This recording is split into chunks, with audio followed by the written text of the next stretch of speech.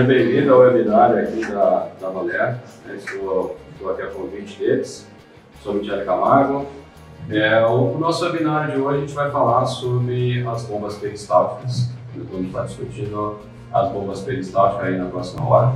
E a ideia, né, o motivo principal aqui do webinar é, além de apresentar a bomba peristáltica em si, fazer com que o pessoal compreenda, né, as diferenças que existem dos dois principais tipos de bombas peristálticas industriais, que são as bombas de roletes e as bombas de sapatas, né? São bombas as mais aplicadas aqui no mercado, né? Para quem não me conhece, sou Michele Camargo, eu sou engenheiro mecânico pela Universidade Federal de Itajubá, eu sou o criador do canal Engenharia e CIA. E eu estou aqui com o Marcelo, né, que é o diretor aqui do Valer. Ele é o responsável técnico comercial aqui da empresa. E seria interessante, né, Marcelo? Primeiramente agradecer pelo convite, estamos aqui, né? Mais uma vez, estamos juntos. Estamos estreando aqui como apresentador. Normalmente eu faço, né, meus webinars sozinho, né? E estamos aqui com a galera, está sendo uma experiência também nova para mim. E aí seria interessante apresentar para o pessoal, até para quem não conhece, né, o trabalho da Valer, o seu, inclusive, né? Sou Marcelo Dontrispe, eu sou gerente comercial da Valer já há um tempo. A minha formação não é mecânica, é eletrônica, né? Eu venho da parte eletrônica, sempre trabalhei na parte de manutenção de computadores, na área de eletrônica digital, nunca fui muito de analógica. Então, eu trabalhei na empresa oficial do Estado de São Paulo, na parte de fotocomposição, nos computadores que fazem a fotocomposição. Antigamente eram os fotolitos, né, que geravam na máquina rotativa para gerar o diário oficial. Depois trabalhei em duas instituições de ensino bem grandes, na parte de software e hardware, era responsável pela sala dos alunos, era monitores também para isso. E finalmente eu cheguei na parte de desenvolvimento e pesquisa, que era um sonho que eu queria, fazendo medidores de vazão. Sempre trabalhei com medidores de vazão, medidores magnéticos, mássicos, vórtex, vários deles. E eu achei que eu ia ficar trabalhando com isso sempre, né? E o que aconteceu, não sei se todos vão se lembrar, do ex-presidente Collor de Mello, em 92, 93, ele abriu o mercado, né, no Brasil. Então ficou muito mais fácil as empresas importarem os equipamentos do que fazer os equipamentos, desenvolver os equipamentos. Então, esse departamento foi fechado, eu fui chamado na Valer por causa do inglês, para conversar com o pessoal da gringa, né, fazer importação, começar a trazer os equipamentos lá fora, e estou até hoje, né, são 32 anos que eu estou aqui com a Valer já. Legal, bacana. Seria interessante também, o pessoal vai colocar, né, já está aqui, o vídeo da institucional da Valer, acho que vai ser melhor para falar dele, da Valer aqui hoje. Essa parte do nosso estoque, nosso departamento comercial, treinamento, que é uma coisa que a gente preza muito na Valer, nós temos muitos treinamentos, tanto com equipamentos novos quanto com reciclagem de equipamentos antigos, né? A nossa linha consta basicamente de um pouco de fabricação, mas a maioria de importação, bombas pneumáticas, né? Bombas peristálticas, que a gente vai conversar, bombas centrífugas plásticas, dosadoras eletromagnéticas, acessórios de instrumentação pneumática, que complementam muitos dos nossos projetos, a gente vai ver já já. E nós somos representantes exclusivos na parte da Omel Bombas, que a gente trabalha com saneamento, energia e petróleo, né? Então, quando essas empresas necessitam de equipamento, falam com a Valer diretamente. Sobradores tipo Roots, bombas de vácuo, centrífugas, dosadoras, válvulas de mangote rodando, que a Engenharia e Companhia já fez um treinamento sobre esses equipamentos também. Esse projeto demonstra o que a Valer é versátil, né? Esse foi um pedido feito por um grande órgão brasileiro e solicitou uma bomba de duplo diafragma com acionamento pneumático. Depois disso, vocês podem ver que a giga de acessórios ficou muito maior do que a própria bomba em si, né? Onde a gente trabalha com fios reguladores, amortecedores de pulsação, válvulas de alívio e sensores de ruptura de diafragma. Ou seja, se um diafragma desse romper, normalmente numa bomba de duplo diafragma, todo o líquido vai ser jogado para o ambiente. Com esse detetor, ele fica armazenado e você consegue avisar uma sala de controle que a bomba falhou. E a manutenção pode operar rapidamente, pode atuar rapidamente, né? Então, esses seriam os principais áreas de atuação, né? Produtos que válvulas, compressores, instrumentação e a parte de válvulas, principalmente pneumática, né? Daqui a parte de instrumentação de automação, né? Principalmente dos processos. Né? Pneumática, elétrica e eletropneumática também. Bom, legal. Agora a gente vai começar propriamente dito o webinar. Eu vou comentar algumas coisas até do treinamento que eu elaborei sobre bomba peristáltica aqui na Valer. E o Marcelo, né, como especialista no assunto, ele vai complementando e aí eu vou fazer umas perguntas capciosas para ele também. Bom, primeira questão, né, é da onde vem esse nome bomba peristáltica. Bomba peristáltica, o princípio de funcionamento dela é a peristalse. E o que é a peristalse? A peristalse é o que a gente está demonstrando aqui, que é o movimento que o intestino faz dos animais, né, que tem intestino, nem todos têm, né, mas quem tem, né, faz esse sistema, que o músculo ele aperta e empurra.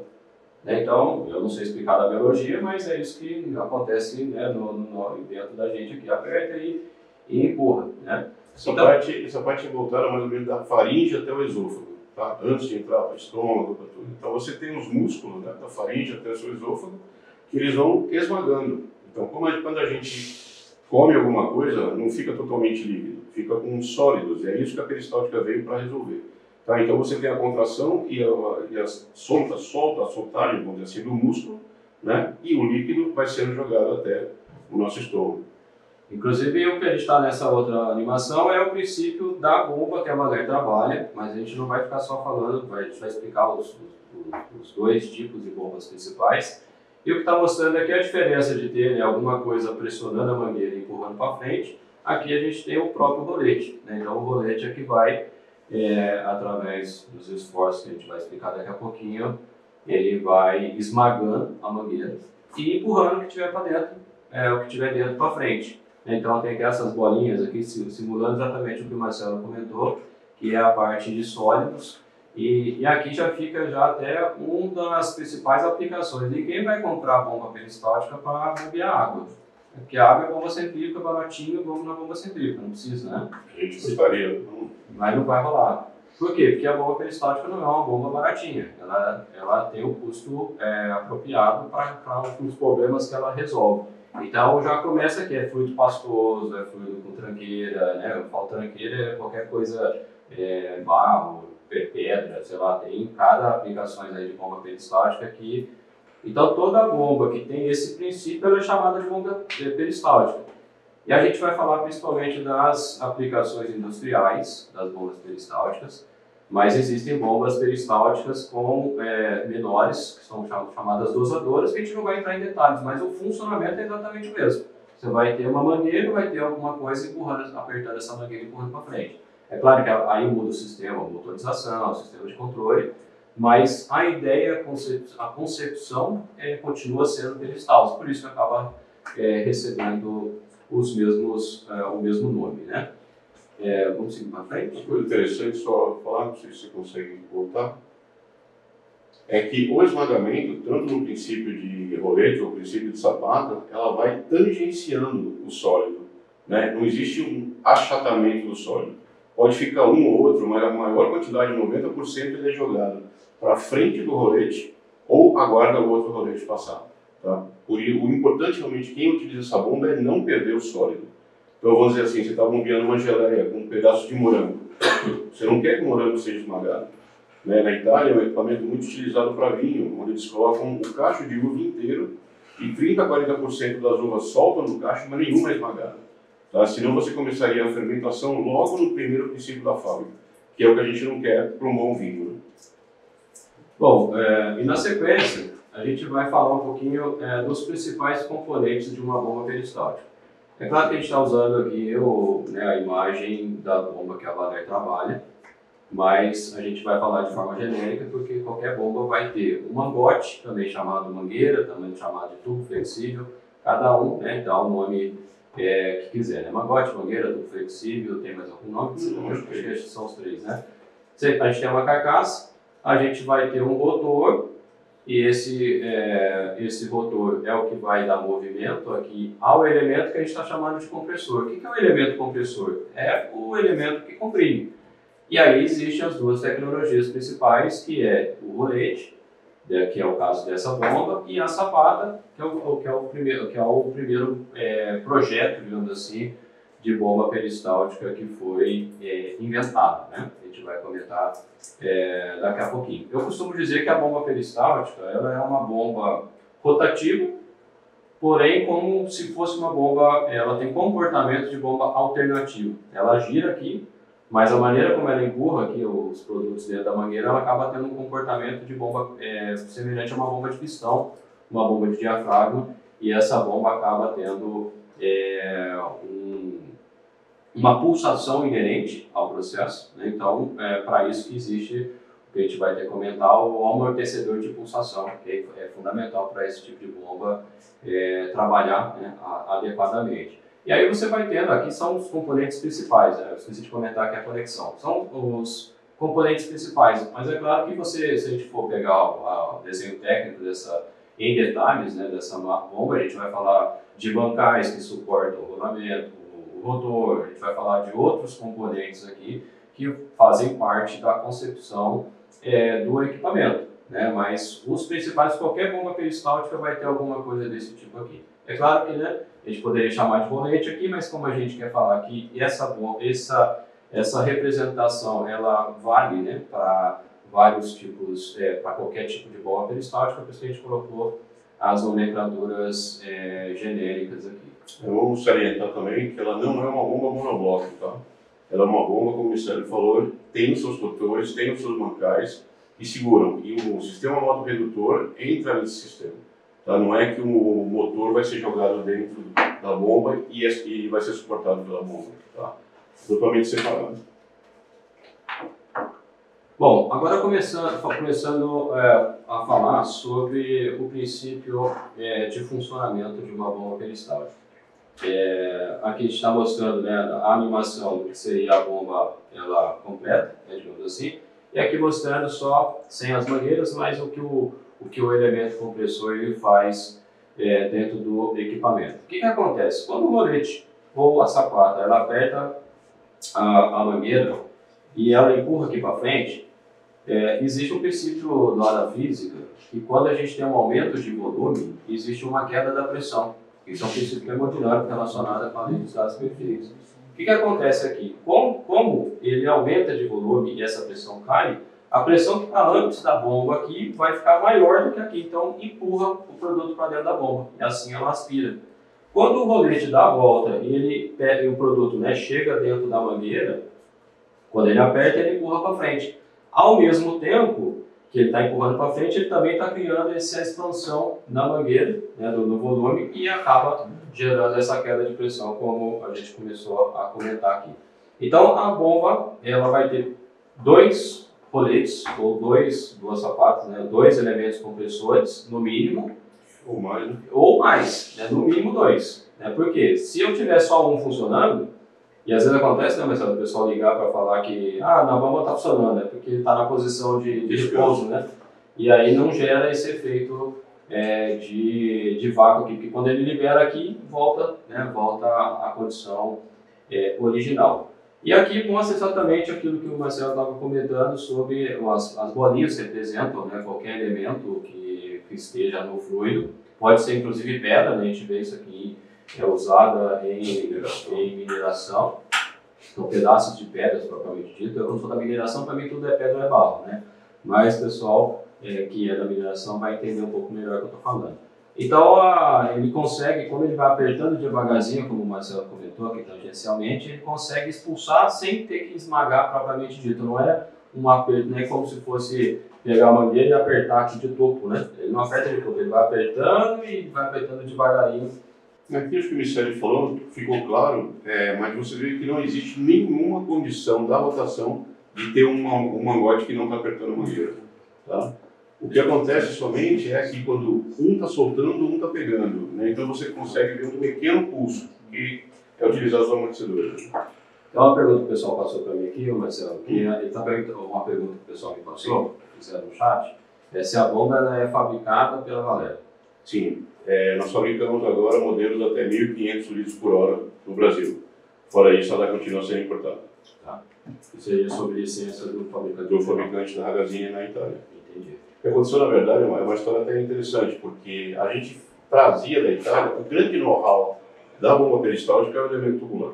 não tem mais know-how. Se você vai falar sobre os roletes de compressão, são roletes de aço inoxidável, com rolamentos. A carcaça é uma carcaça de ferro ou de alumínio fundido, também que a gente consegue fazer aqui. Então, o nosso acordo é trazer a mangueira da Itália, mas fabricar no Brasil. Logo a gente vai estar fabricando os modelos maiores. Bom, bacana. Eu estava me esquecendo aqui, volta só um pouquinho, com gentileza. Existem algumas características que a gente pode comentar sobre as bombas peristálticas. A primeira delas é sobre ser autoescorvante. O que é ser autoescorvante? Bom, primeiro a gente tem que falar o que é escorvamento, né? O que é escorva, como o pessoal fala. Escorvamento é a atividade que a gente exerce no sentido de remover os gases da instalação. E isso é, sobretudo, importante na sucção do equipamento. Então, se a gente pega uma bomba centrífuga e liga ela, e ela é uma bomba não afogada, que a gente chama a bomba acima do nível do reservatório, então o nível do reservatório, nós digamos que a minha ficha aqui, a bomba está aqui acima. Se eu pegar uma bomba centrífuga convencional e ligar ela sem fazer o escorvamento, a bomba não funciona, ela vai ficar girando lá e girou, né? Não vai bombear nada, porque ela não é, a bomba centrífuga convencional não é autoescorvante.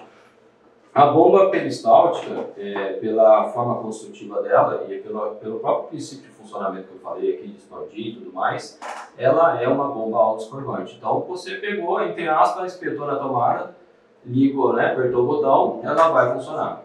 É claro, tem vibração, né, eu estou bem simplificando aqui para o pessoal entender. Mas você não tem necessidade de fazer um procedimento para poder ligar essa bomba.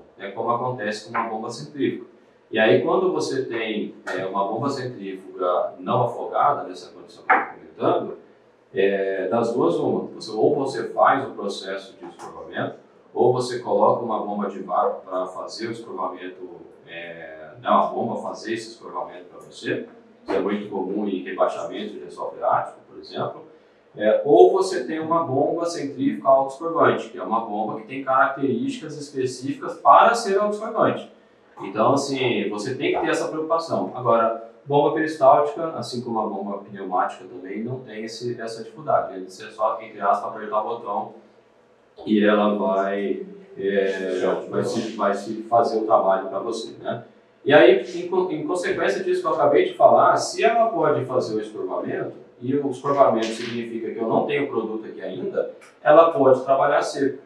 Então, uma bomba peristáltica, assim como também bomba pneumática e alguns outros tipos de bomba, ela é uma das que permite você, entre aspas, literalmente ligar. Vai dar pau? Não, ela vai funcionar, vai começar a trabalhar e vai funcionar sem problema nenhum. Se você fizer isso com uma bomba centrífuga, você vai queimar o seu mecânico, você vai queimar a gacheta, se for gacheta. Se você fizer isso numa bomba de lombos, do ponto de vista mecânico, você até poderia fazer pelo lombo, porque o lombo não se toca, né? Eles trabalham sincronizados sem se tocar, mas você tem seu mecânico nessa bomba ou tem gacheta. E aí, se você trabalhar seco, um abraço. Então, por isso que a gente está colocando isso como uma característica inerente à bomba peristáltica, porque essa é a questão de ligar a bomba faltando produto, digamos assim, é uma preocupação importante que pode, em alguns equipamentos, você perde o equipamento na partida. O equipamento de R$100 mil, R$200 mil, você ligou, seco, um abraço. A única coisa é que você vai estar consumindo a vida útil da mangueira, porque ela vai estar trabalhando seco. Você falou, não vai estragar, não vai funcionar. E acaba sendo rápido, né, esse processo de escorvamento. Né? Um outro ponto também interessante da bomba peristáltica é que a única coisa da bomba que entra em contato com o produto é a própria mangueira.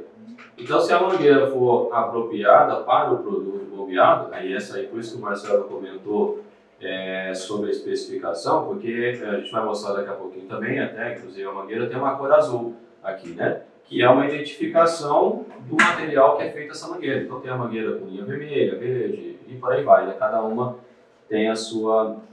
de um material e é apropriado para determinados produtos. Né? Então, a compatibilidade química é um ponto importante. Mas, desde que essa mangueira ela seja preparada, a bomba pode trabalhar com aplicações sanitárias, né? De que não contamina, desde que a mangueira esteja apropriada para isso. Né? Então, a preocupação passa a ser só a mangueira. Bom, na sequência aqui, a última coisa que a gente poderia falar em termos de característica, para fazer o controle da bomba, você não precisa de válvulas, embora as instalações possam ter válvulas para a questão de manutenção, mas você consegue fazer o controle adequado da bomba sem válvulas.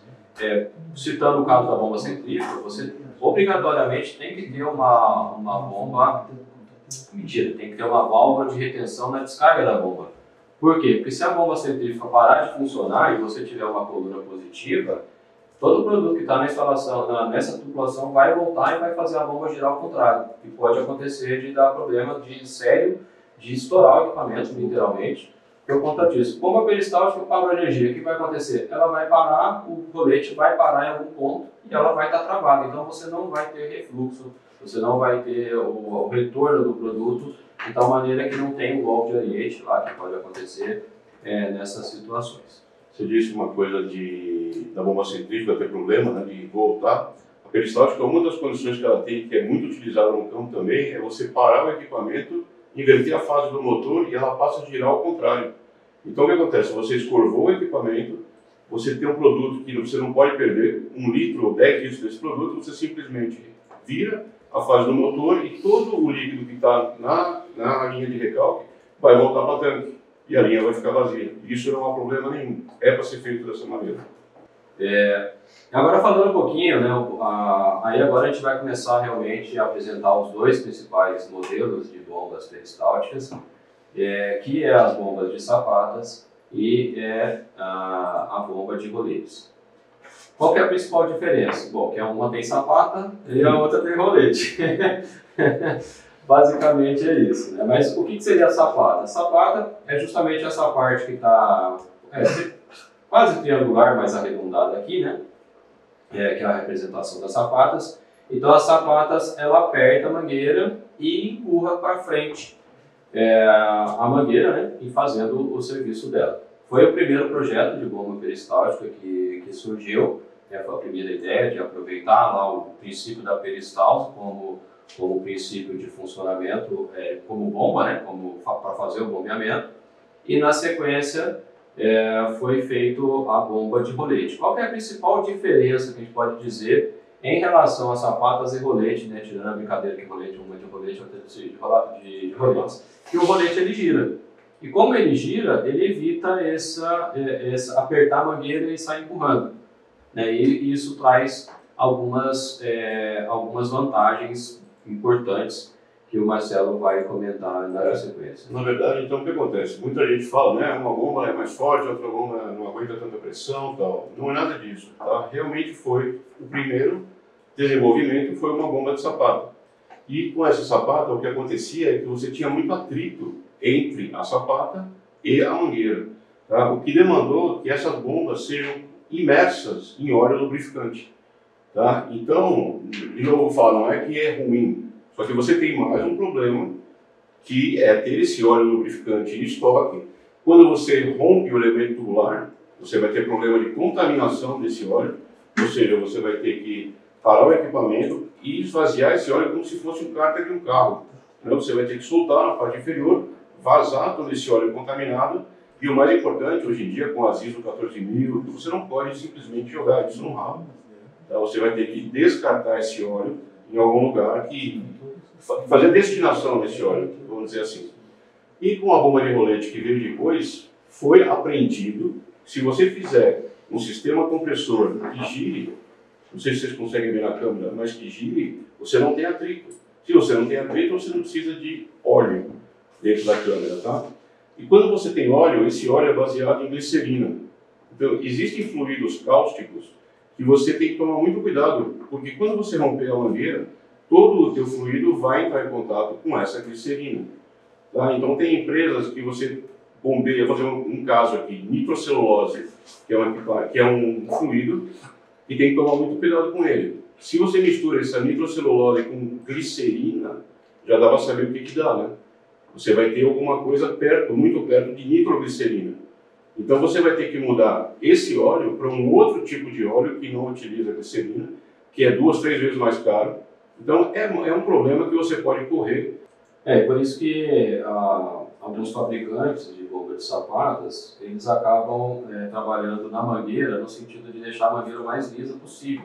Usinado, né? Daí que vem a necessidade de usinar as mangueiras. As mangueiras para rolete, elas não são usinadas, não tem essa necessidade. Por quê? Porque elas são ásperas e a vantagem de ser áspera é que enquanto eu vou passar o rolete na mangueira, por ser áspero, o rolete vai girar mais facilmente. É igual mesa de sinuca. Se você for olhar a rugosidade de uma mesa de sinuca, você vai ver que o feltro, né, da mesa ele é extremamente áspero. Por quê? Porque lá no processo, né, no jogo, né, da sinuca, o que a gente quer, o bilhar também, né, para quem joga bilhar no boteco, também para que você quer que a bola role e não que ela saia deslizando. Então, nas bombas de roletes acaba não tendo essa necessidade de você usinar a mangueira, né, que acaba encarecendo o processo, porque a rugosidade é interessante para fazer o rolete girar mais facilmente também. Né? Eu acho que tem algum slide mais para frente, mas novamente falar sobre a parte do elemento tubular, que tem uma vida útil, né? Foi a pergunta que fizeram que a gente já vai responder. Para você substituir um elemento tubular de uma bomba de rolete, você tem duas condições. A primeira, ela rompeu, tá? A gente vai falar sobre depois no futuro. Mas se ela não rompeu, é uma operação de 10, 15 minutos. Você solta a linha, puxa a mangueira por um lado e entra pelo outro. Você não consegue fazer isso numa bomba daquela, porque você vai ter que substituir o óleo, vai ter que abrir a bomba. Muitas vezes você não consegue fazer isso no campo. Você tem que levar a bomba para manutenção, tá? Esse tipo de bomba você consegue substituir no campo mesmo. Bom, na próximo slide, são os modelos de bombas que são trabalhadas aqui, fabricadas pela Valéria, né? Algumas delas e outras vêm de fora, né? Como você comentou. As bombas a gente tem que levar em consideração três coisas primeiro, né? Que seria vazão, pressão e temperatura. É muito importante. Às vezes tem tipos de bomba que nós temos aqui na Valéria, bomba de grupo diafragma e tal. Me passa a vazão, a pressão, já dá para cotar. A gente sabe qual que é. Agora, esse tipo de bomba você tem que levar em consideração por quê? Porque você tem um elemento que tem uma compatibilidade química necessária, você tem que saber o fluido, a vazão que ela vai funcionar, a pressão, a temperatura e quantidade de horas por dia, para a gente poder calcular a vida útil dela. O fabricante separou ela em tamanhos, né? Então a primeira é chamada de série PSF, que chega até 1.200, 1.300 litros por hora, dependendo da aplicação, 18 mil litros por hora, 60 mil litros por hora e 180 mil litros por hora. Tá? Tem um slide para frente, essa bomba aqui perto de uma Ducato da Fiat, ela é do tamanho de uma caminhonete. Tá? Para vocês terem ideia, esse aqui é um rolete que trabalha com 1.200 litros por hora. Tá? E aquilo que parece é um rolete que trabalha com 18 mil litros por hora. A segunda bomba já utiliza um rolete desse tamanho, tá? Que pesa seus 20 quilos, a gente pesou, a gente pegou na mão. Né? Então vocês imaginam o tamanho do rolete desta bomba aqui. É uma coisa monstruosa. E a partir do tamanho da terceira série, já são 3 roletes por bomba. Tá? Até as séries MS são 2, aqui são 3, aqui são 3. Se houver aplicações, como essa foto aqui que eu não tinha visto, mas dá para falar, vocês veem que vocês têm 2 conexões de saída e 2 conexões de entrada. O que significa? Que dentro da bomba você tem 2 mangueiras. Tá? Então você não tem 3 roletes, você tem 6 roletes defasados de 60 graus entre um e outro. Então a pulsação aqui é bem menor também. Porque você tem 6 roletes ao invés de 2. Tá? Esse tipo de bomba trabalha com polir e correr, enquanto até a série MS trabalha com um modo redutor simplesmente. Esse caso aí é o que se assemelha às bombas de pistão com vários pistões, né? Sim. Justamente defasados, quanto mais pistões, menos pulsação você tem, né? A gente consegue ver, inclusive, a gente não colocou na apresentação hoje, mas falando sobre o amortecedor de pulsação, né? No treinamento, inclusive, que a gente preparou, a gente mostrou para o pessoal, né? Que sem o amortecedor de pulsação, você vê o manômetro fazendo, né? Dando uma variação de quase 3 bar. E aí quando você liga o amortecedor de pulsação, cai para 0,3 bar, 0,2 bar de pulsação. Então uma mudança significativa, principalmente nessas bombas grandes, né? O amortecedor de pulsação é praticamente obrigatório. Né? A gente coloca, a primeira condição que a gente é obrigatória é a sucção negativa. Tá? Porque a bomba vai ter que fazer um movimento de sucção. Aí 100% tem que ter amortecedor. E se você tiver medidores, onde você tem um medidor de vazão magnético, o máximo que não suporta essa pulsação, aí você tem que ter um recalque da bomba também.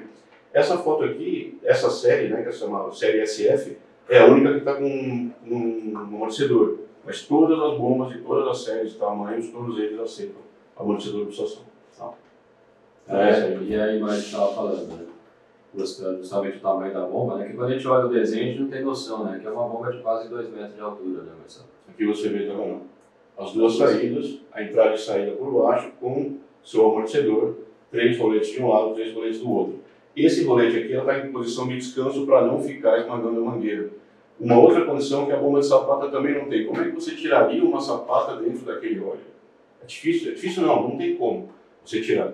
Uma bomba que você não tem óleo, você tira a tampa, 4, 6 parafusos, tira o rolete, porque essa bomba só vai entrar em operação daqui uma semana novamente. Então você não fica com o rolete prendendo sempre a mesma posição da mangueira, que pode gerar um calço, alguma coisa, né? Ela fica totalmente aberta, sem problema nenhum. Agora a gente vai falar um pouquinho sobre a vida útil das mangueiras, né? Que o pessoal estava perguntando ali.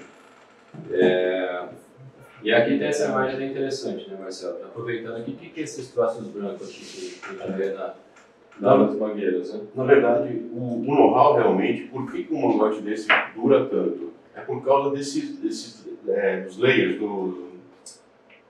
da parte de nylon que existe dentro da mangueira. Quanto mais camadas de nylon você tiver dentro do elemento, maior a pressão que ele vai suportar. Tá, então a Valera, a gente trabalha aqui com 3 tipos de pressão que sai da fábrica, 4 bar, 8 bar ou 15 bar, fora as condições especiais também que a gente vai falar. E a gente trabalha com 2 camadas de nylon, 4 camadas de nylon e 6 camadas de nylon. Tá? Quanto mais camada de nylon, mais dura a mangueira fica, mais necessidade de calço você tem. Então, não tem como você falar, aumentou a quantidade de nylon, aumentou a rotação, aumentou a temperatura, a vida útil da mangueira vai cair. Tá? Vou contar uma história. Quando eu entrei aqui, eu entrei em 92, como eu disse, né? Em 95 foi o primeiro treinamento que eu tive nas bombas peristálticas. E tanto na Valera como nas outras empresas que eu trabalhei, a gente sempre primou por materiais os mais nobres possíveis. Então, se eu vou fabricar um medidor, se eu vou fabricar uma bomba, eu vou trabalhar com inox 316L, eu vou trabalhar com titânio, eu vou trabalhar com fibra de carbono, duplex, super duplex, C4 MCU, coisas assim, quanto melhor, mais funcional, melhor seria, né? E em 95, quando o fabricante veio a Valera dar um treinamento, eu pensei assim, como assim eu vou vender uma bomba que esmaga borracha? Mudou completamente a minha ideia, né? E depois desse treinamento, eu fiz até um cálculo aqui para a gente ver, lembrar, gente, que a gente está falando de borracha, tá? Borracha. Uma bomba bem aplicada, a gente trabalharia com 45 rotações por minuto, tá? Vamos dizer que a gente tenha 5 bar de pressão, 50 graus de temperatura, sem problema nenhum. É borracha, mas aguenta essa pressão e aguenta essa temperatura. 45 rotações por minuto, lembrando que a gente tem 2 elementos de compressão. Significa que a gente tem 90 esmagamentos por minuto, nessa condição de 5 bar, 50 graus. Em 1 hora, essa mangueira vai ser esmagada 5.400 vezes. 1 hora de trabalho, tá? Falando num dia de 20 horas, tá? Que sempre existe um problema na operação durante o dia, então para um pouco, não vamos falar 24 horas, a gente está falando de 108.000 esmagamentos por dia em um elemento tubular. E isso realmente vira a chave de qualquer um. Isso não é uma mangueira, isso é um elemento tubular de bomba peristáltica. É totalmente diferente. Mangueira, a gente pensa na nossa mangueira de jardim, que não aguentaria 20 esmagamentos, 10 esmagamentos ela ia romper. 30 dias nessa operação, a gente chegaria no final do mês com 3.240.000 esmagamentos. Tá? E um mês com uma bomba peristáltica é muito pouco. Toda a seleção que nós fazemos aqui na Valera, a ideia é que as bombas suportem de 4 a 6 meses antes da troca. Tá? O que nos remete a 12.960.000 esmagamentos, dia após dia, sem parar. Isso falando na bomba de 2 roletes, de 2 roletes. Né? De 2 roletes. Se for de 3, ela aumenta 50%. Vai aumentar isso também. Né? A mesma rotação, obviamente. Então, como o Michele falou no começo, é uma bomba muito específica. Se eu vim para a peristáltica, eu tenho um problema. Ou eu tinha um outro tipo de bomba, vamos dizer assim, nós temos no nosso portfólio também bombas de diafragma. né? Possui esferas de vedação e você vai trabalhar com fluidos como leite de cal. Funciona perfeitamente. Quando você para, você pode sofrer incrustação dessas esferas, dessas séries. E isso você, como peristaltica, não vai ter problema nunca mais. Né? Se isso te gera um problema, toda segunda-feira você tem que parar, levar a bomba para manutenção, você resolve esse problema. Tá? Lembrando, então, a última vez, 4 meses de operação, quase 13 milhões de esmagamentos numa mangueira. Tá?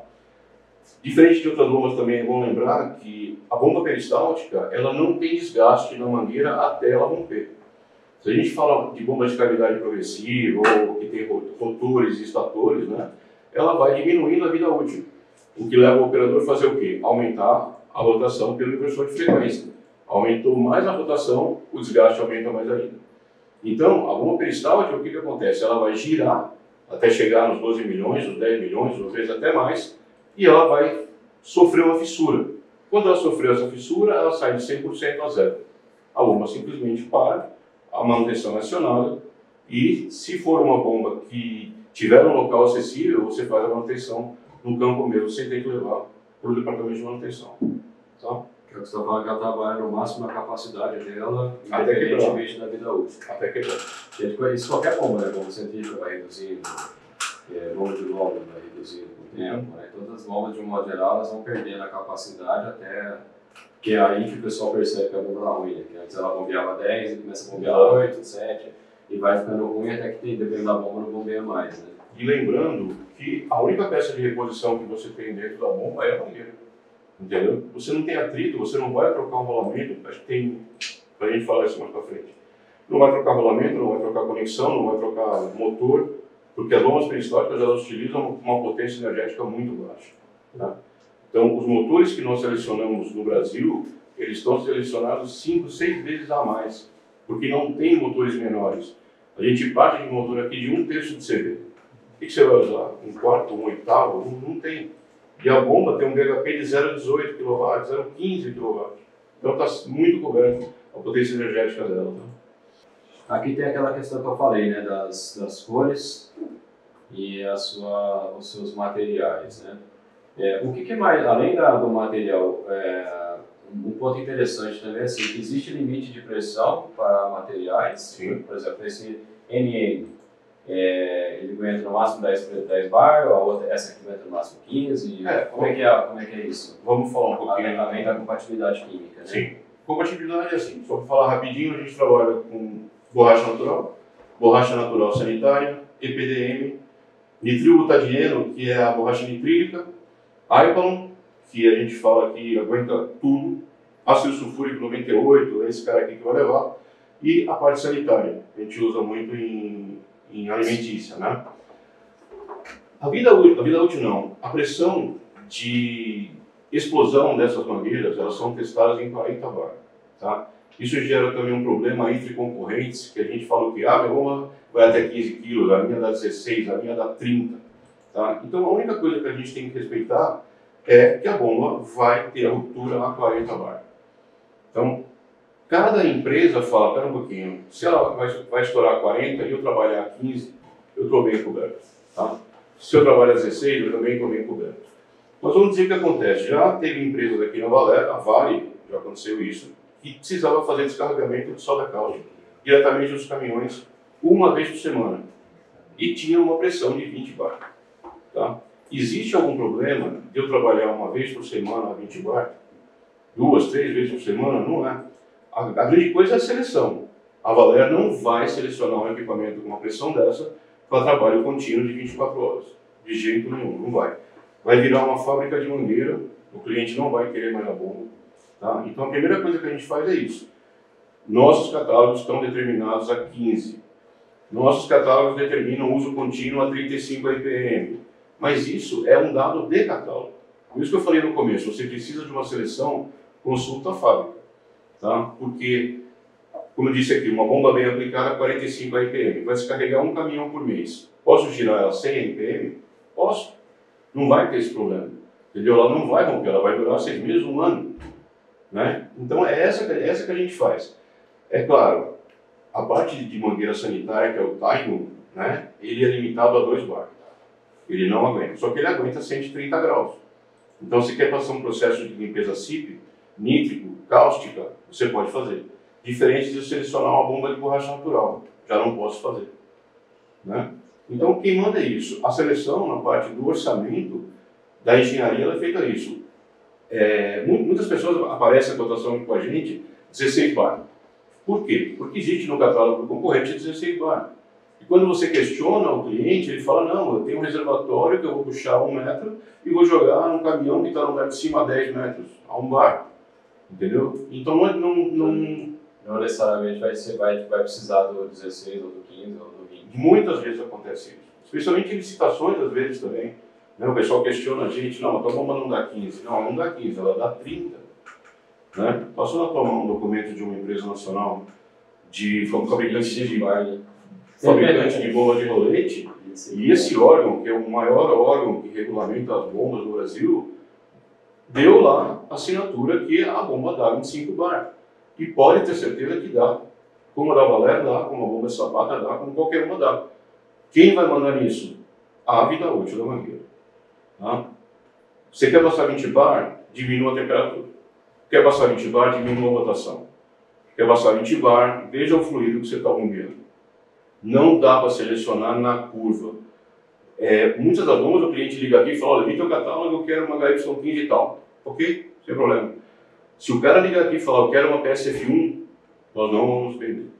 Nós precisamos saber todas as condições, o datasheet tem que sair nessas condições, porque é uma bomba de deslocamento positivo, ela não tolera erro. Como o Ministério falou, válvulas de contrapressão ou válvulas na sucção. Mangueira, borracha. Se você fechar uma válvula de recalque, a gente não está falando de 40 bar, a gente está falando de 80, 90 bar em 3, 4 segundos. Porque a bomba vai mandar. Se a tua linha for de PVC, a peristáltica arrebenta a tua linha. Se a tua linha for de inox, a tua linha arrebenta a mangueira. Simples assim. Tá? É isso que manda realmente na vida útil. Nós temos um programa, né, do fabricante que a gente estima.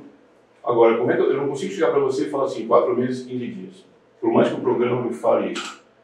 Um operador vai lá e fecha a válvula. Né? E interessante é que se você fecha a válvula de recalque, a mangueira explode. Se você fecha a válvula na sucção, a mangueira implode. Porque o vácuo fica tão grande, ela fecha, torce e quebra. Né? A gente teve, não deve, a gente teve problemas isso no turno noturno, e era isso, a mangueira implodia. Porque na troca dos anticoagulantes lá, o cara deixava a bomba ligada e fechava a válvula para trocar o tanque. Não tem como. É que o pessoal está acostumado a isso que você está falando, é uma prática muito comum em bomba centrífuga. E bomba centrífuga permite você trabalhar com vazão zero durante um tempo. É claro que ninguém vai ligar a bomba centrífuga e deixar 3 horas, é claro que não. Pode aumentar a temperatura, etc., baixar e ela pode explodir também. Né? Não é uma coisa totalmente que não acontece com bomba centrífuga, mas se você ficar 5 minutos rodando ela em vazio, que a gente fala, se ela tiver com líquido dentro, obviamente, né, não vai ter problema nenhum. Ela não vai estar 100% de vazio, vai ter um pouco de líquido. Agora, uma coisa que você comentou, que eu me lembrei aqui, que é interessante para a gente comentar também, que aconteceu comigo quando eu trabalhava com selo mecânico. A gente fez a especificação para a condição de trabalho, aí selecionamos os materiais, as vedações de borracha e tudo mais, e outras aplicações igual não dava problema, mas naquela empresa dava. E aí, quando a gente foi investigar, vamos acompanhar, né, o que está acontecendo, o que é processo, etc e tal, chegou lá o pessoal, peraí, vamos passar o processo de limpeza. Opa, peraí, que processo de limpeza? Ou seja, o processo de limpezas, ele também tem que ser pensado e tem que ser informado juntamente com o processo principal.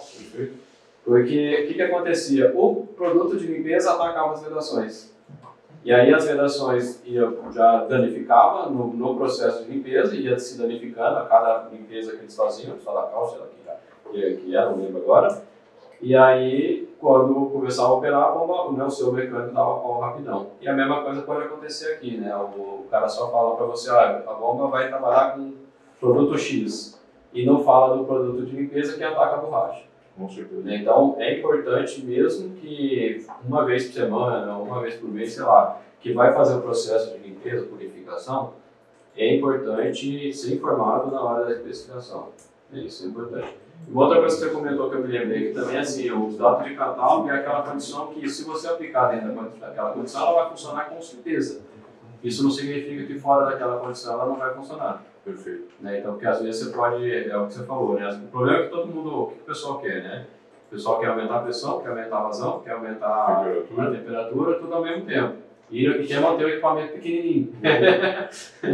Aí não vai funcionar, né? A gente acaba dando as requisitas. Né? E no catálogo, justamente está lá, né? Temperatura, 100 graus, pressão, 15 bar. O cara que está selecionando fala, tá aqui no catálogo, eu posso usar tudo junto. Não pode. E esse é um ponto que às vezes o pessoal não comenta, né? Ele sempre coloca o máximo, né? Aí o pessoal pega o máximo de tudo, mas só que tem bomba centrífuga. A vazão máxima é a altura manométrica mínima. E aí o camarada acha que ele vai comprar a bomba na altura manométrica máxima e naquela vazão máxima. Aí não vai funcionar, né? Tem que fazer a especificação correta. Bom, agora a gente vai para o próximo slide.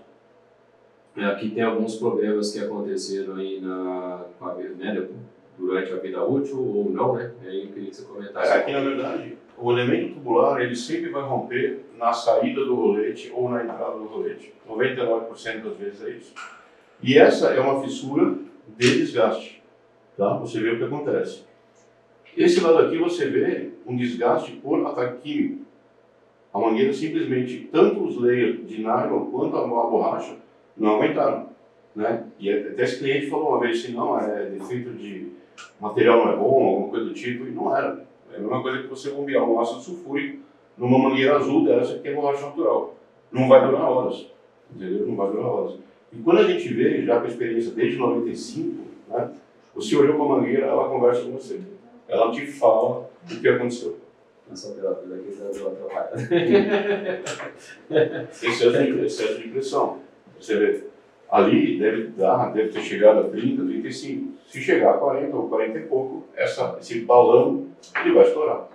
Entendeu? E o cliente, ela continuou funcionando com esse balão, o rolete continuava esmagando, né? E trouxeram pra gente. Não tem o que fazer. Troca, perdeu totalmente a característica física dele.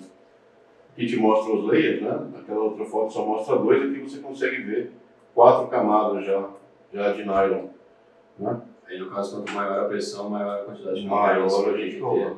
A gente coloca, para selecionar maiores pressões, aqui a gente tem um rolete, né? Lembrando que a gente tem do outro lado um outro rolete. E para as bombas de rolete, a gente coloca esses calços aqui. Então, quanto mais calço vai por trás aqui, assim, mais ele vai ser jogado para fora. Mais jogado para fora, maior vai ser o esmagamento da mangueira. Tá? Brigadeiro é gostoso, mas engorda. Quanto mais você aperta a mangueira, menor a vida útil dela. Então, é muito difícil quando o cliente fala, eu não sei a pressão de recalque. É bem complicado. O que a gente faz é fazer a bomba sair daqui com a menor pressão possível. E se o cliente informar não está vencendo a pressão, você sabe que é o rolete, você sabe que é o calço, manda calços maiores e a bomba passa a funcionar. Mas a gente tenta não deixar a peristáltica sair daqui sem, especialmente pressão. Tá? Não deixe. Você está falando, né, principalmente quanto maior a pressão, mais você tem que apertar a borracha para ela não escapar, vamos dizer assim, né? Que vai gerar o slip, que a gente vai falar mais para frente, que é o efeito de retorno do fluido. Né? Quando a gente fala que a bomba ela imita a peristalse, né, da faringe, do esôfago, quando a gente vai no médico também, o médico fala que você está com refluxo. Justamente o refluxo é quando o teu mecanismo não fecha perfeitamente. Tá? Então você tenta fechar o mínimo possível para que ele feche totalmente. Né? E nas bombas de sapato, melhorar a vida útil dela. Sim. Nas bombas de sapato é igual, só que eles não usam esses calços, usam arruelas. Vão aumentando a quantidade de arruelas, os sapatos não são jogados mais para fora também. Mesma coisa. Bom, pra frente. Bom, a gente fez uma brincadeira aqui, né? Que é a tal dos mitos e verdades. Que a gente ouve falar, né? Eu, quando não conhecia nada sobre bomba peristáltica, eu ouvi algumas coisas e foi algumas questões que eu coloquei aqui pra gente conversar e até que ponto é verdade, né? O primeiro deles que eu vi é assim, que o rolete pode travar com o tempo, e aí se ele trava, ele vai arrastar e vai virar uma sapata. E não vai ter óleo, né? Não vai ter óleo e um abraço, né? Até que ponto isso é verdade, né? Bom, ou se é verdade. A física está aí e ela prova o seguinte: onde é usado o rolamento, a primeira coisa na parte mecânica, em motores. Motores de 2 polos, você gira a 3.600 rotações por minuto, 24 horas por dia, e é o mesmo cálculo que eu fiz aqui: 1 mês, 2 meses, 4 meses, a 3.600 RPM.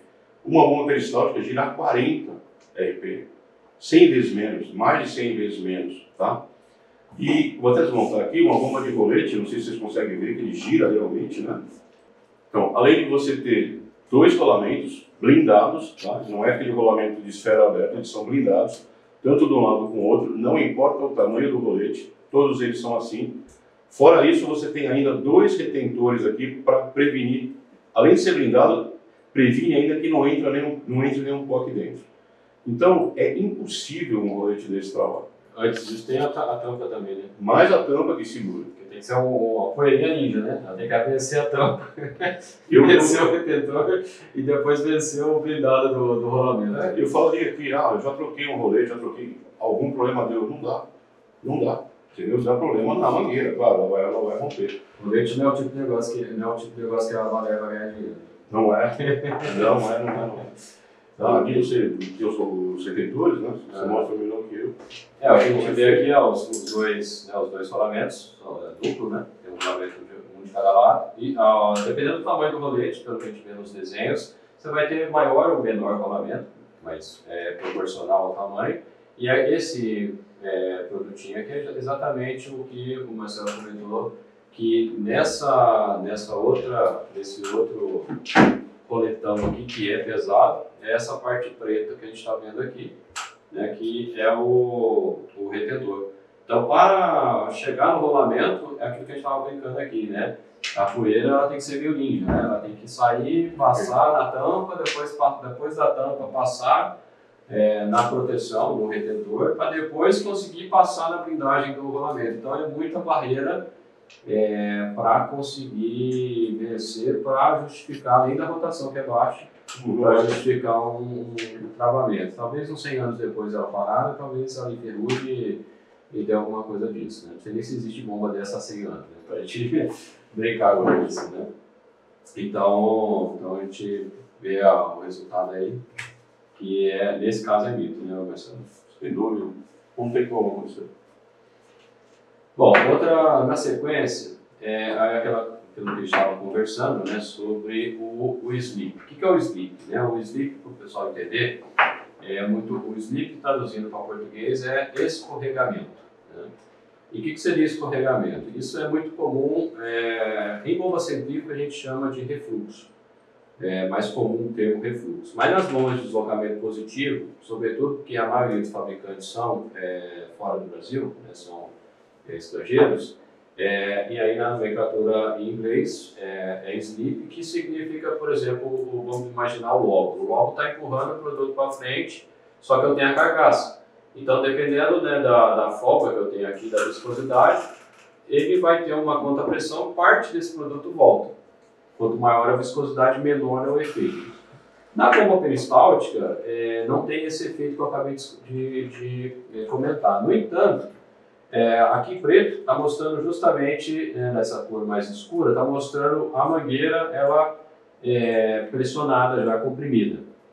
Então, se ela tiver aqui, né, sem vão, vamos dizer assim, né, que é o que está mostrando nessa linha aqui, você não vai ter o slip, que é o que o Marcelo estava comentando agora há pouco. Né? Se o calço que ele mostrou, essa peça aqui que ele mostrou, né, que faz esse espaçamento, quanto maior for a espessura disso aqui, mais ele vai jogar o rolete para cima e mais ele vai apertar a mangueira. E menos a mangueira vai viver. Então existe esse lance mecânico de montagem relacionado ao quanto que eu aperto e o tanto que a mangueira vai viver. Se eu apertar demais, vai ser ruim, que eu vou matar a mangueira mais rapidamente. Por outro lado, se eu coloco algo mais fino aqui, o que vai acontecer? Em vez dela ficar achatadinha, assim, ela vai ficar mais gordinha e vai ter uma abertura no meio. E aí ela tem o slip. Mas isso é uma característica só do rolete, ou vai ser?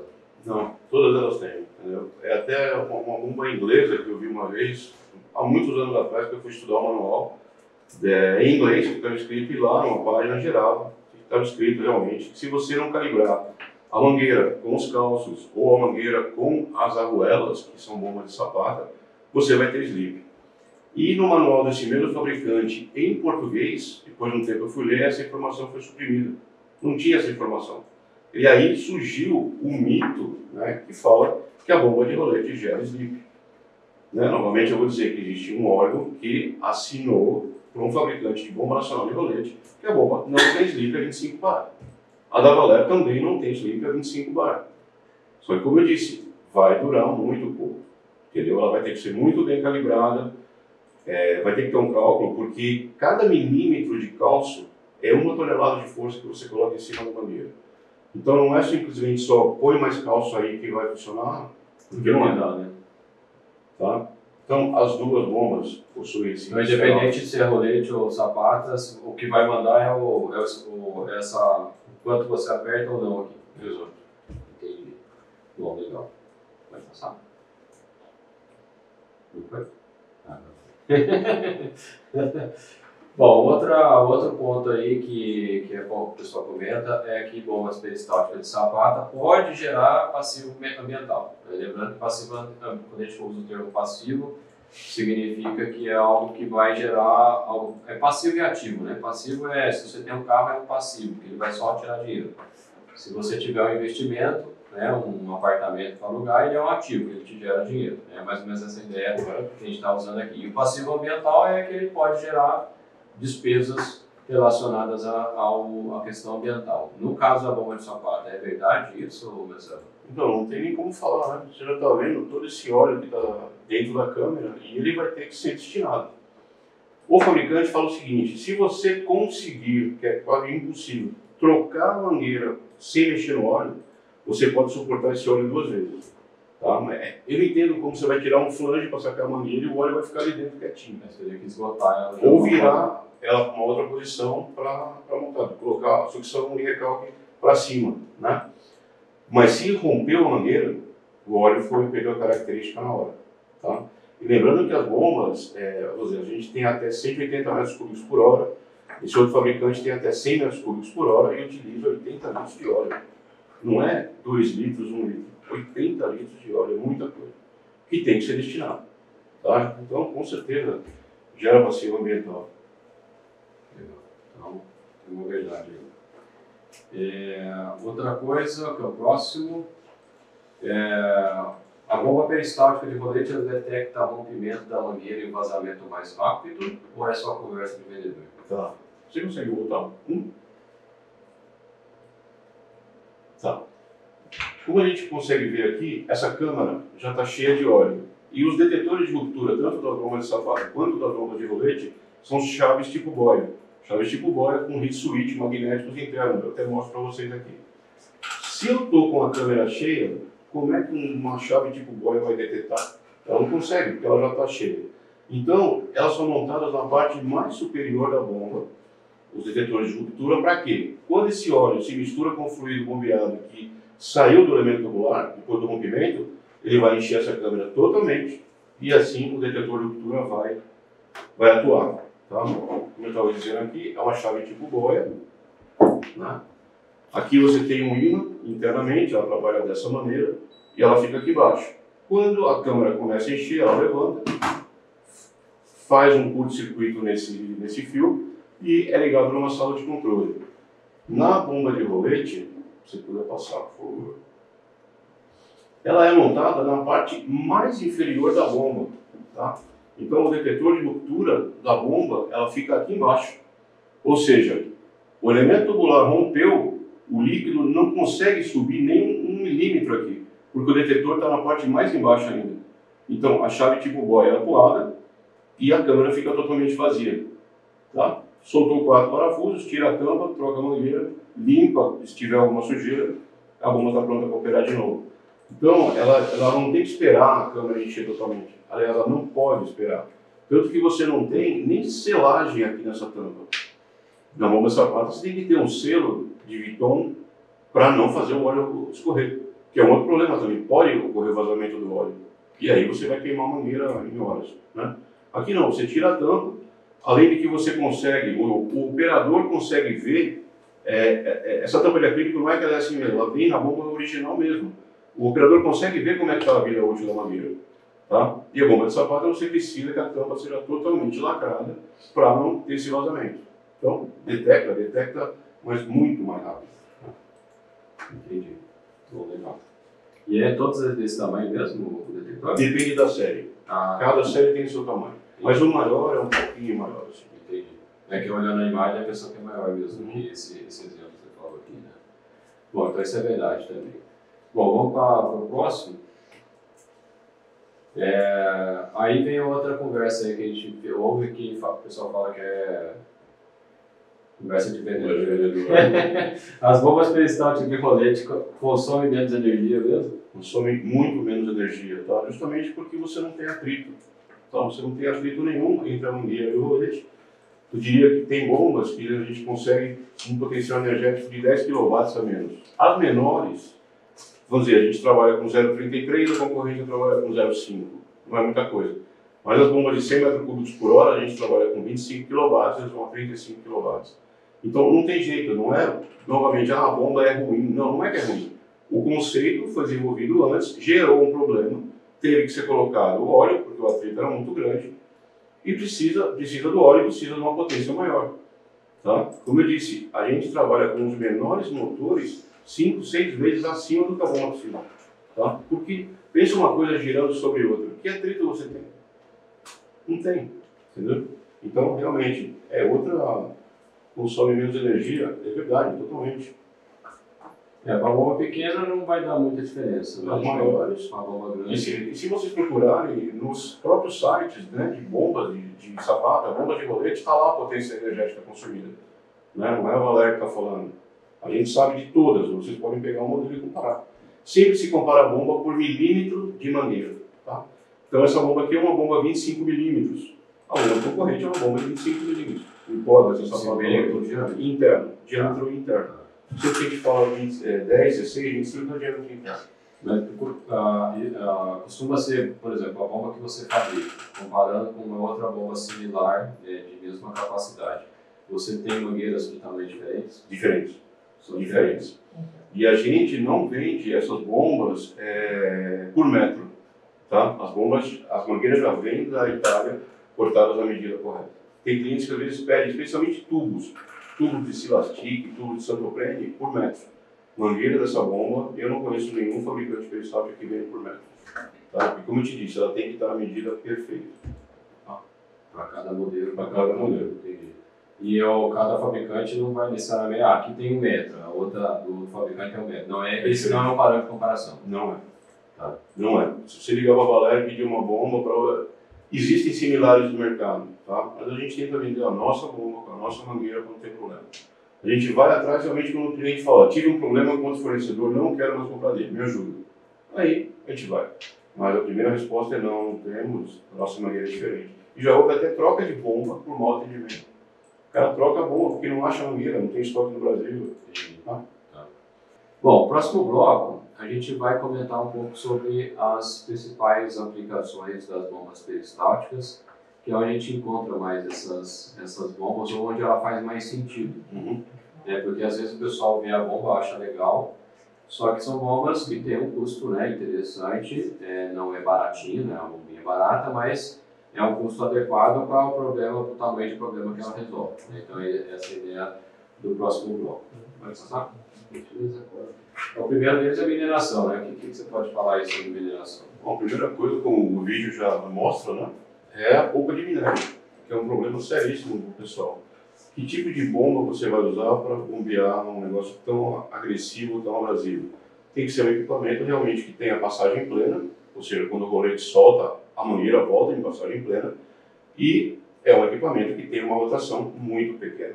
Se você colocar numa centrífuga girando a 1000 RPM, 2000 RPM não vai durar dias um equipamento desse. Então, através desse equipamento, como ele tangencia levando esse fluido, toda essa parte de pedras, ele vai ser jogado para frente. Primeira coisa, polpa de minério. E segundo, o processo de mineração usa muito produto químico também.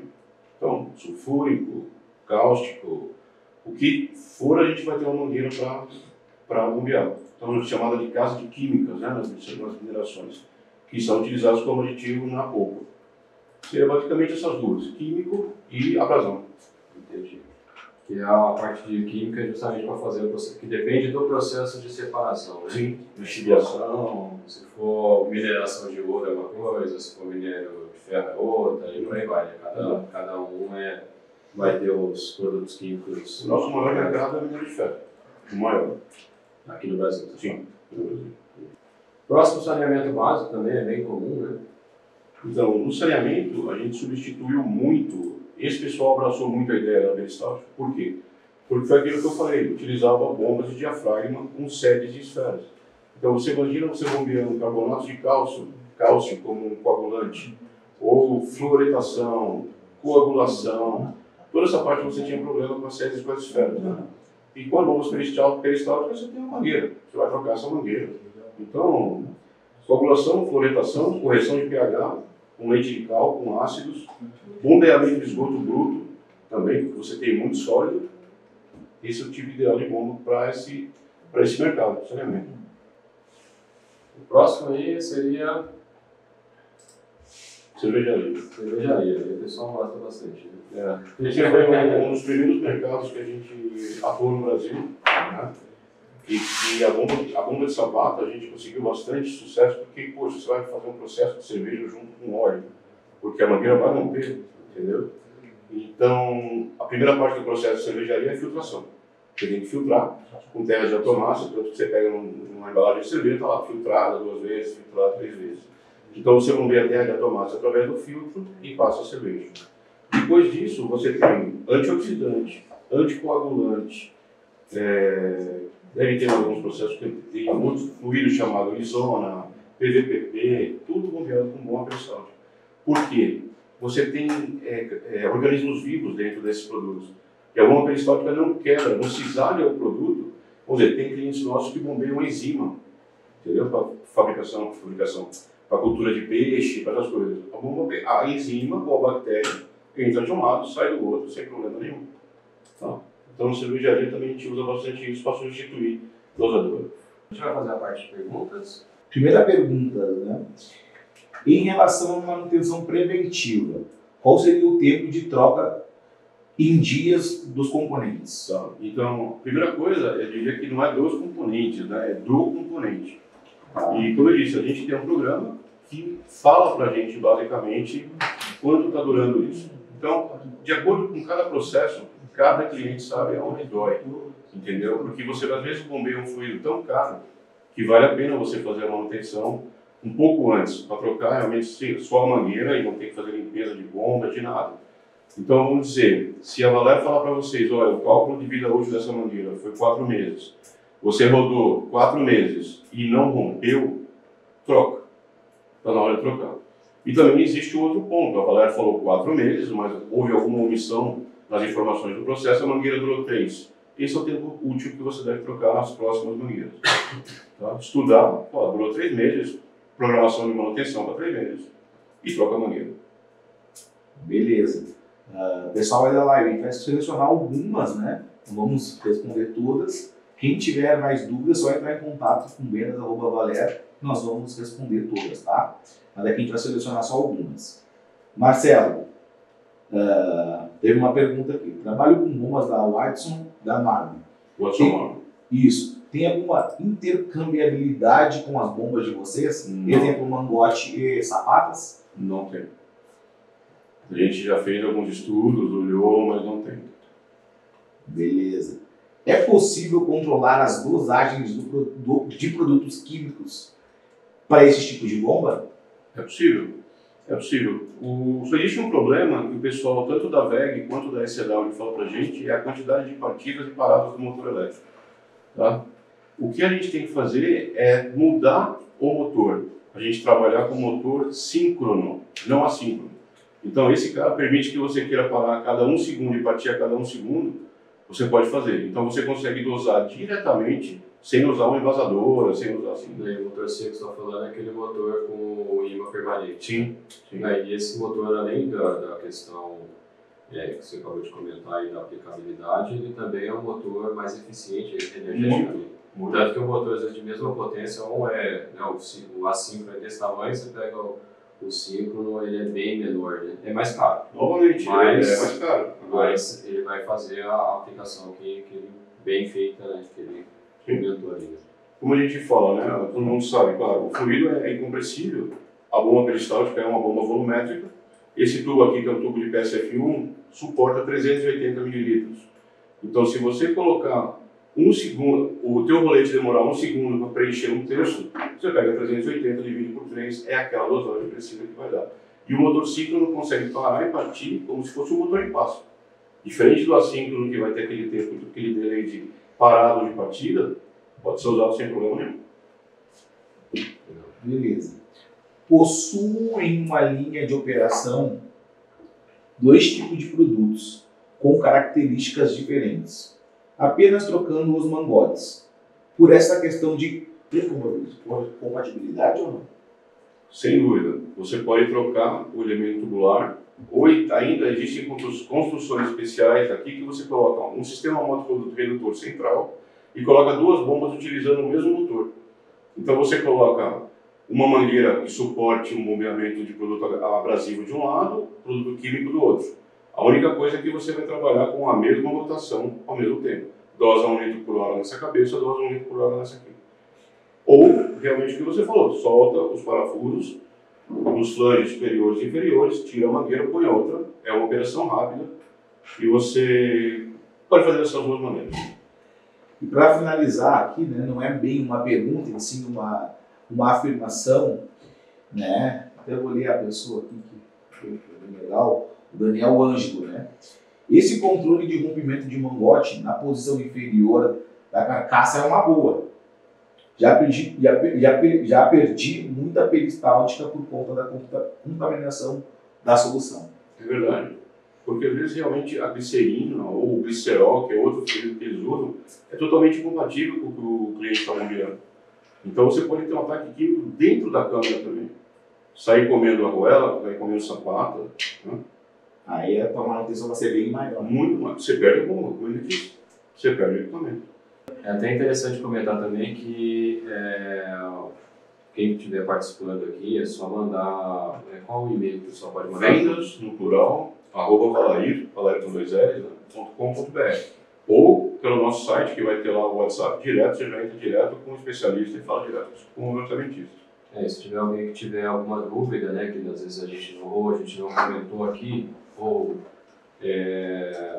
você quer, né? Ou se lembrou depois também. Pode mandar também nesse e-mail, o pessoal vai estar respondendo. Né? Todas, sem exceção. Se inscreva, né, no canal da Valer, né, a gente está sempre fazendo os vídeos novos também, siga a Valer no LinkedIn, também tem uma participação, tem outras redes também, Instagram, essas coisas, tem Instagram. Para você ficar por dentro, né, dos materiais, outros webinários virão aí no futuro, né, então você que é interessado no tema, né, fique aí ligado nas redes sociais da Valer. E para você que, né, precisa entender um pouco melhor sobre as bombas também, acesse o nosso YouTube, GRC, só procurar lá no YouTube, você vai achar nossos 2 canais, são 2, um é voltado para alunos de faculdade, né, que é o GRC acadêmico, e o outro voltado a bombas de modo geral, que a gente divulga bastante tipos de bombas, não só as bombas que a Valer trabalha, como outros tipos de bombas também, a gente tem vários vídeos lá. Divulgando esses conteúdos. No mais, agradeço aí pela oportunidade, agradeço aí mais uma vez, Marcelo, pelo convite. Obrigado a todos. E espero que o pessoal aí tenha gostado do conteúdo, né? E se vocês quiserem mandar, né, o que vocês acharam do webinar, fala mal, fala bem, né? Manda aí para a gente poder melhorar aqui, né? Tentar, né, da próxima vez fazer o webinar cada vez mais interessante. Beleza, pessoal? Um abraço aí, até a próxima oportunidade.